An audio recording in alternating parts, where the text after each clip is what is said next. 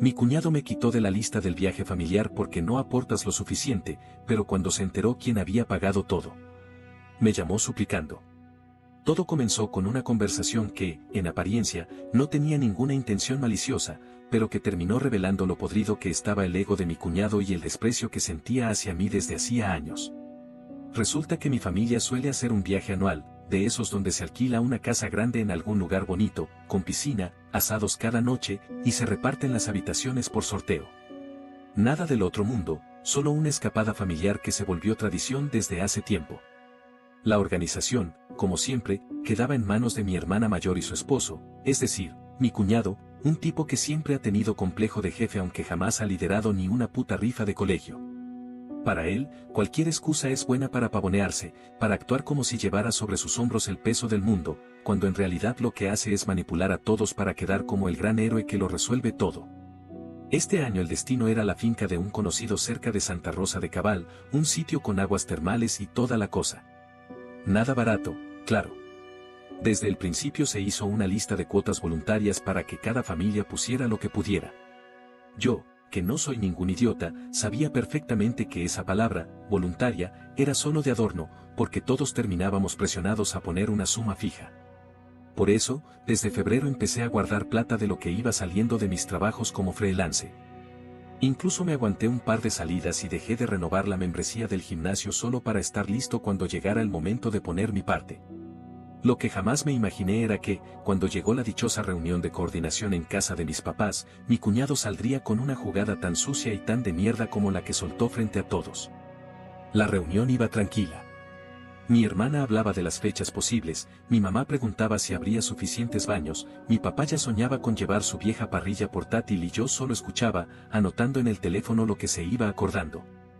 Entonces, de repente, mi cuñado interrumpió a todos con ese tono pedante que usa cuando quiere llamar la atención.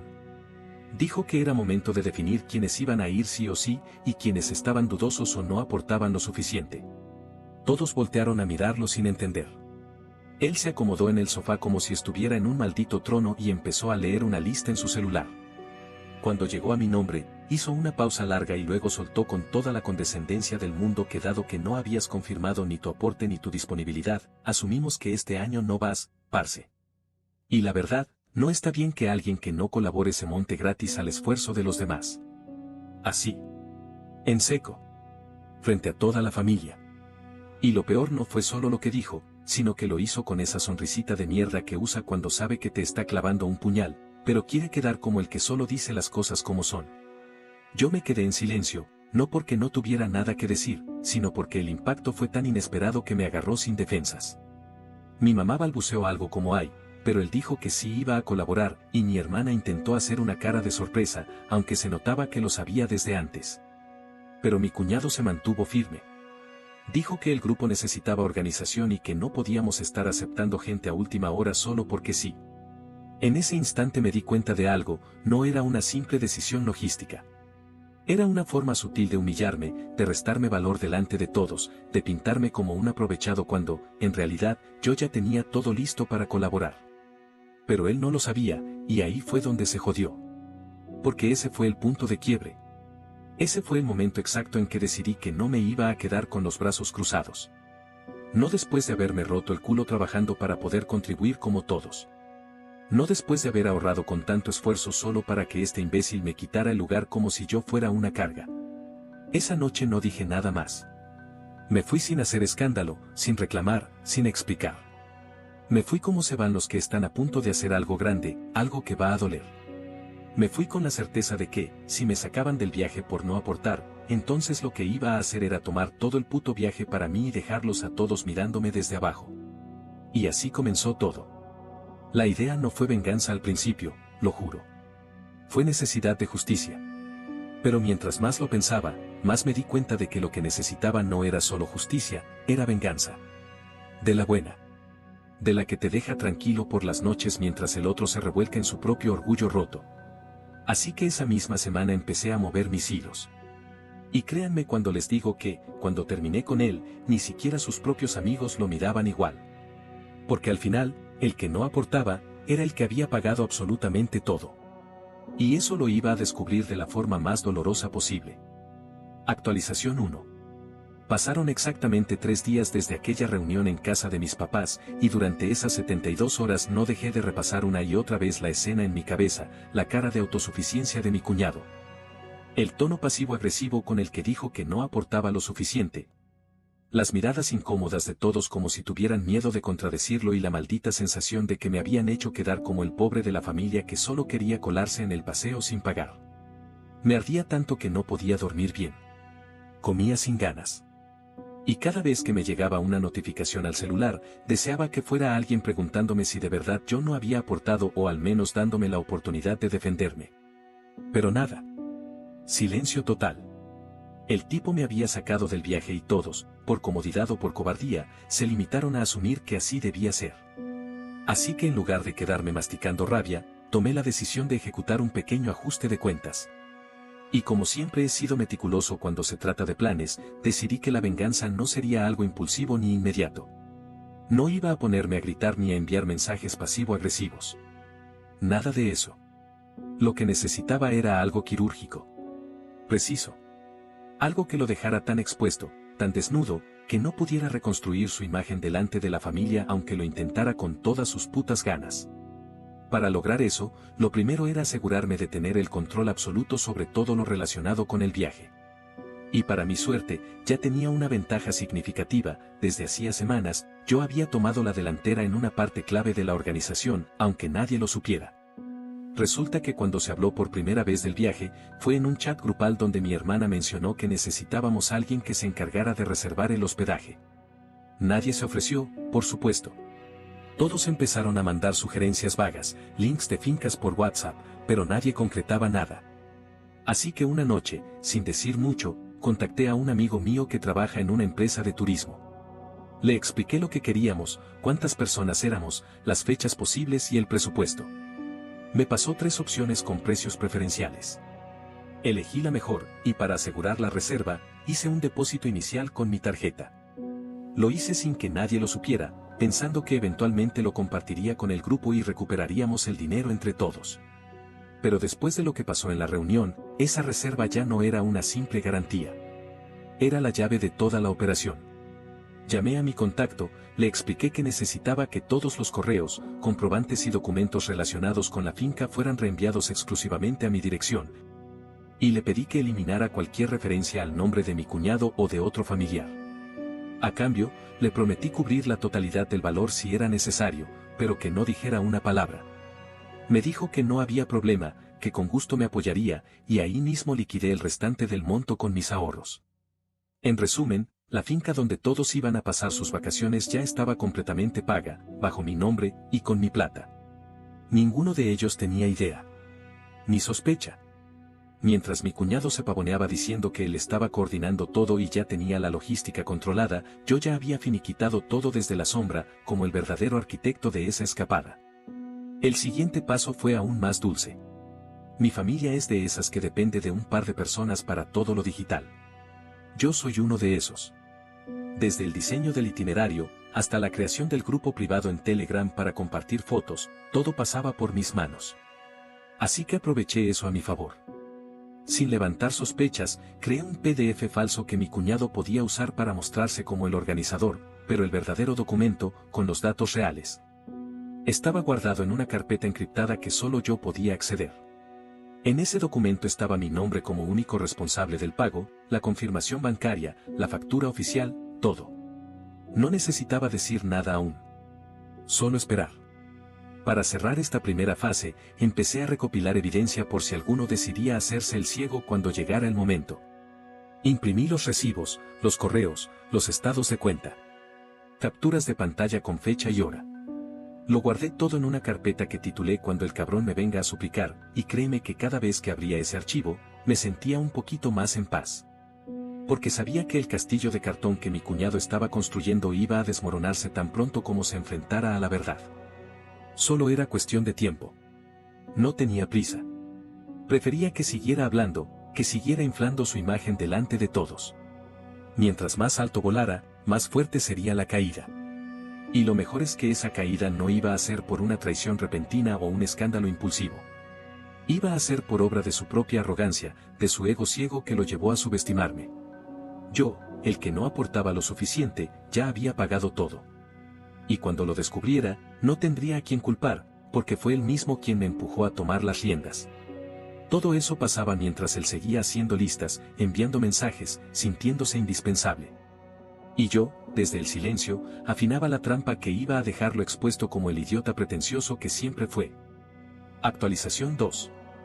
Pasaron 2 semanas y el ambiente familiar comenzó a tornarse extraño, como si todos supieran que algo no cuadraba pero ninguno tuviera los cojones para decirlo en voz alta. Las cosas seguían su curso, el grupo familiar se llenaba de mensajes insulsos sobre qué llevar, quién iba a encargarse de la carne, quién llevaba las cartas o la licuadora para las micheladas. Y mientras tanto mi cuñado se paseaba virtualmente como un gallo de pelea, repartiendo tareas como si de verdad tuviera alguna puta autoridad. Mandaba audios diciendo que él había gestionado todo, que ya tenía coordinado el transporte y que por favor no se retrasaran en los pagos porque no podía seguir cubriendo él solo los gastos. Esa fue la frase que más me hizo hervir la sangre. ¿Cubriendo qué? ¿Con qué cara se atrevía a decir que él había puesto plata cuando lo único que había hecho era levantar la voz y mandar como si fuera el dueño del paseo? Lo que no sabía era que ese discurso altanero y su necesidad compulsiva de figurar le estaban cavando su propia tumba. Yo, en paralelo, me había mantenido en silencio. No respondía nada en el grupo, no pedía explicaciones, ni siquiera corregía las mentiras que él iba soltando como confeti. Me limitaba a observar. Pero lo que sí empecé a hacer fue soltar pequeños comentarios, lo suficientemente ambiguos como para despertar la duda en algunos. En una conversación privada con mi prima, por ejemplo, le dije que me parecía curioso que hablaran de cubrir gastos cuando yo había transferido todo a tiempo y sin que nadie me lo pidiera. Ella, confundida, me preguntó si me refería al transporte o a la finca, y yo, con la sutileza de un cuchillo entrando entre costillas, le dije, no, la finca ya la pagué yo, pero bueno, supongo que ya lo sabías, ¿no? No hubo respuesta inmediata. Se desconectó del chat por un buen rato y, al día siguiente, noté que su tono en el grupo había cambiado. Ya no sonaba tan entusiasta con los audios de mi cuñado. Incluso comentó que sería bueno hacer una revisión general de los aportes, solo por transparencia. Ahí entendí que la primera ficha ya había caído. Cuando uno siembra la duda en una familia donde todo el mundo se acostumbra a callar por mantener la paz, lo único que hace falta es una grieta pequeña para que empiece la filtración. Fue entonces cuando apareció mi tía con su comentario aparentemente inocente, pero que para mí fue música celestial. Estábamos en una reunión casual por el cumpleaños de mi primo menor y mientras picábamos torta en la terraza, alguien mencionó lo bien que estaba quedando todo para el paseo. Mi tía, sin levantar mucho la voz, dijo con esa mezcla de chisme y curiosidad que la caracteriza, a mí me pareció raro que esta vez no se haya hecho una vaca entre todos, como siempre. Porque hasta donde sé, nadie ha pedido plata, pero igual ya todo está pagado, ¿cierto? El silencio fue inmediato. Mi cuñado, que hasta ese momento había estado hablando como loro con una cerveza en la mano, se quedó tieso, como si le hubieran jalado el alma por la nuca. Intentó reírse, carraspeó, y dijo algo como, sí, lo que pasa es que yo adelanté algunas cosas porque ya conozco cómo es esto, y luego se hace el balance. Ahí supe que lo tenía donde quería. La inseguridad le estaba calando por dentro. Lo vi rascarse la nuca, mirar de reojo a mi hermana, e incluso soltar una frase torpe al final, además, si hay cosas que otros ya cubrieron, pues nada, se ajusta luego. Noté como mi prima, la misma con la que hablé por mensaje, desvió la mirada y se cruzó de brazos. Ya no le creían. Ya no era el gallito altanero, ahora era solo un tipo intentando sostener su relato con saliva mientras los demás empezaban a hacer cálculos mentales. Porque todos sabían que nadie más había depositado nada importante. Y si la finca ya estaba paga, y si él no había cobrado cuotas, entonces ¿quién coño lo había hecho? En ese momento entendí algo muy claro, la caída no iba a ser con una sola revelación. Iba a ser con pequeñas fracturas acumuladas hasta que todo se desplomara solo. No necesitaba salir a gritarle al mundo que yo había puesto el dinero. Solo tenía que dejar que su mentira se volviera insostenible. Él mismo estaba cavando su propia tumba al no tener cómo justificar lo que afirmaba. Y yo, en silencio, me estaba encargando de mover las piezas correctas para que la implosión se diera frente a todos, sin que yo siquiera tuviera que levantar la voz. Porque cuando un farsante queda en evidencia, lo que lo destruye no es la acusación directa. Es la mirada de los que antes lo creían y ahora lo ven como el estafador que siempre fue. Y esa mirada ya empezaba a rodearlo como una soga. Solo era cuestión de tiempo para que se cerrara del todo. Actualización 3. Habían pasado otros 10 días cuando por fin ocurrió lo que llevaba esperando con una paciencia casi quirúrgica. La máscara de mi cuñado empezó a resquebrajarse frente a todos. Y lo mejor es que yo no tuve que mover un solo dedo para que sucediera. La familia, ya infectada por la duda, empezó a preguntarse en serio qué carajo había pasado con los aportes, y aunque nadie lo decía abiertamente, el ambiente en el grupo familiar se volvió denso, tenso, incómodo. Las bromas bajaron de tono, los mensajes eran más medidos y ya no se sentía ese ánimo de jolgorio previo al viaje. Se notaba que algo no cuadraba y que, al menos entre algunos, ya había sospechas muy concretas sobre que mi cuñado se había adjudicado méritos que no le correspondían. Yo seguía en silencio, viendo cómo el fuego que había encendido apenas con un par de frases estratégicas se propagaba sin control. Pero lo mejor fue lo que pasó un miércoles en la noche, cuando recibí una llamada que me hizo soltar una carcajada en mitad del cuarto. Era él. El mismo cuñado que me había mirado con desprecio y había dicho frente a todos que no aportaba lo suficiente. Me estaba llamando a las 10:47 de la noche, como si se tratara de una emergencia. Lo dejé sonar un par de veces antes de contestar. Su voz al principio fue suave, casi fingida, como cuando alguien intenta hablarte con cariño pero la tensión lo traiciona. Me preguntó cómo estaba, qué tal iba mi semana, que si estaba animado por el viaje. Yo respondí con monosílabos, sin mucho interés. Entonces llegó el verdadero motivo de la llamada. Dijo que había notado algunos malentendidos en el grupo, que creía que se estaban generando rumores confusos y que le parecía prudente que aclaráramos algunas cosas para evitar chismes. Lo escuché sin interrumpirlo, esperando que soltara todo el rollo. Finalmente, con la voz entrecortada y mucho menos arrogante que de costumbre, dijo que le habían comentado que yo había hecho una transferencia importante para la finca y que si era cierto, le gustaría coordinar bien las cosas para incluirlo en el balance general del viaje.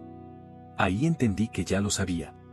O al menos, que alguien se lo había dicho con suficiente detalle como para obligarlo a tragarse su orgullo y llamarme directamente. Su tono era casi suplicante, aunque intentaba cubrirlo con esa diplomacia de mierda que siempre ha usado para manipular situaciones. Dijo que quizás se había malinterpretado lo que dijo en la reunión familiar, que en realidad su intención nunca fue excluirme, sino solo presionar un poco para que todos se comprometieran. Y que por eso me había dejado fuera temporalmente. Según él, ahora que las cosas estaban más claras, le parecía justo que yo volviera a formar parte del grupo como si nada hubiera pasado. Yo lo dejé hablar. Lo dejé hundirse en su verborrea ridícula. Hasta que finalmente me pidió que, si no era mucha molestia, le enviara copia de los recibos que había pagado, para él unificarlos con los suyos y presentarlos como una gestión conjunta. En otras palabras, el tipo quería seguir aparentando que él había organizado el viaje, pero ahora incluyéndome como su socio silencioso para cubrir el culo y evitar que la familia descubriera que no había puesto ni un peso. Fue en ese momento que, por primera vez en toda esta historia, decidí hablar sin rodeos. Le respondí que no tenía ningún inconveniente en compartir los documentos, pero que antes quería decirle algo muy claro: yo no había olvidado la reunión. No había olvidado cómo me sacó del grupo con una sonrisa falsa y un discurso de mierda que me dejó como un parásito frente a mis propios padres. Le dije que lo escuché decir que aquí nadie se monta gratis y que si no aportas, no vas, y que ahora, sabiendo que yo fui el único que realmente puso la plata, tenía que tener los cojones de asumir las consecuencias. Lo noté temblar. Literalmente su voz se quebró por un segundo. Intentó justificarse otra vez, pero ya no lo dejé. Le dije que no necesitaba su validación ni su permiso para ir al viaje, porque el sitio ya estaba pagado a mi nombre. Que la finca, el hospedaje, los recibos y todo lo relacionado con la estadía estaban a mi cargo, y que si yo quería, podía cambiar los nombres de la lista de huéspedes y dejarlo fuera a él. Se quedó callado.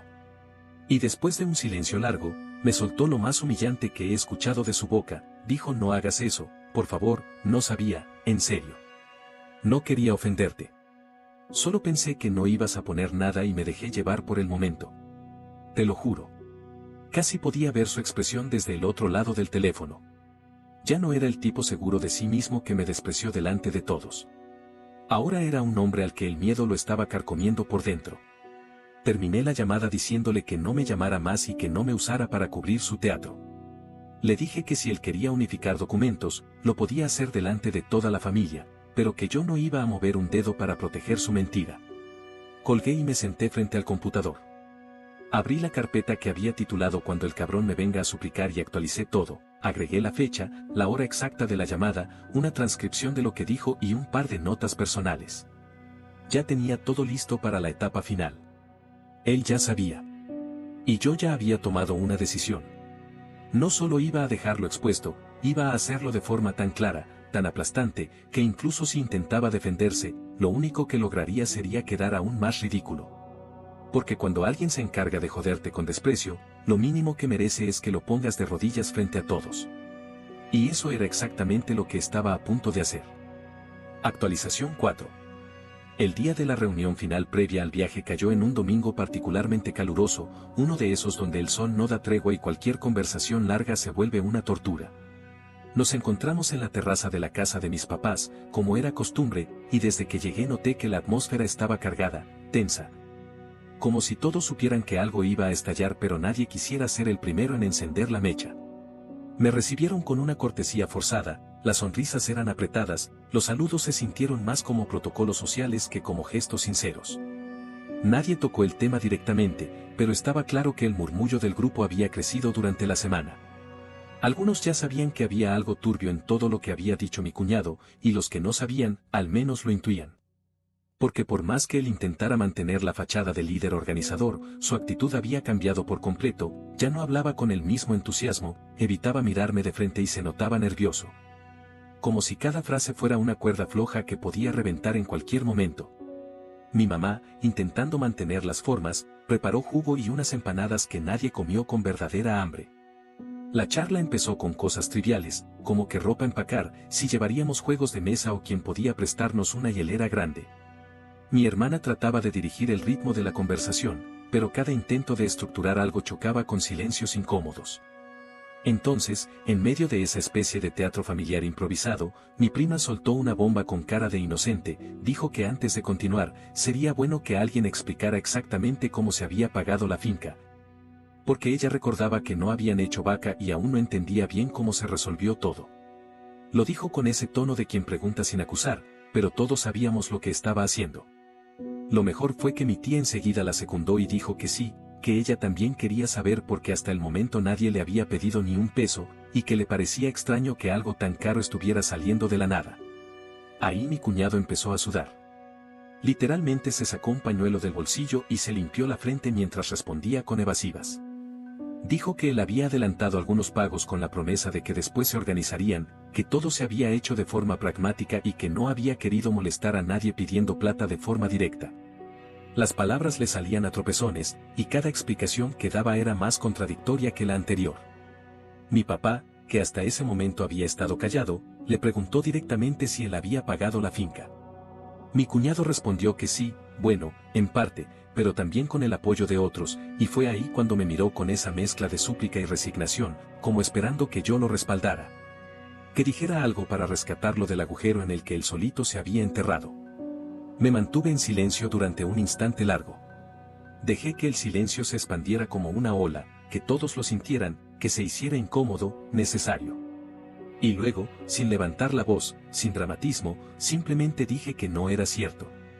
Dije que la finca había sido reservada y pagada íntegramente por mí desde hacía más de un mes, que tenía los recibos, los correos, las confirmaciones, y que todo estaba documentado por si alguien quería verlo. Expliqué que lo hice con la intención de colaborar como todos los años, pero que me habían excluido del viaje bajo la excusa de que no aportaba lo suficiente. No grité, no acusé, no insulté. Solo solté la verdad con la tranquilidad de quien ya no tiene nada que demostrar. El impacto fue inmediato. Nadie dijo una palabra durante varios segundos. Mi cuñado se quedó congelado, mirando el suelo como si buscara una explicación enterrada entre las baldosas. Mi hermana abrió la boca, pero no salió ningún sonido. Mi mamá, visiblemente incómoda, me preguntó si estaba seguro de lo que decía, y le respondí que sí, que si quería le podía mostrar todo ahí mismo. Saqué el celular, abrí la carpeta de pruebas y pasé el teléfono alrededor. Nadie dudó. Nadie me cuestionó. Todo estaba ahí, detallado, con fechas, montos y nombres. La evidencia era irrefutable.